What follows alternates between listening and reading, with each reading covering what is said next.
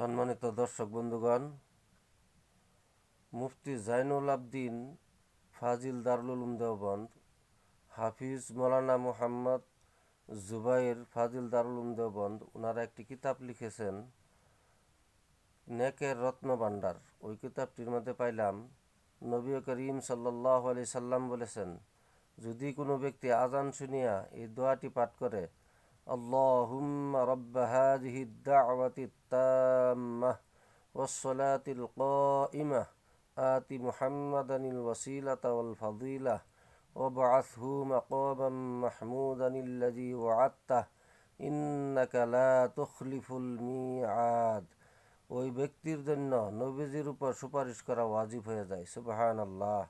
ভাই, এই আমলটি করার কারণে যদি নবীজির উপর সুপারিশ ওয়াজিব হয়ে যায়, এর চেয়ে ভাগ্যবান আর কে হতে পারে? ভাই, আল্লাহ তাবারক তাআলা জান্নাত কামাই করার জন্য বহুত সহজ রাস্তা করে দিয়েছেন। ভাই, আমরা ইচ্ছা করলেই জান্নাত কামাই করে নিতে পারবো।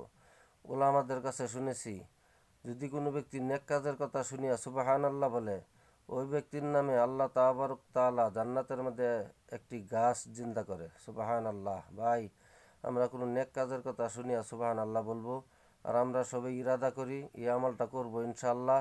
ভাই, ভিডিওটা শেয়ার করি যাতে অন্যর কানে এই আওয়াজটা পৌঁছে যায়।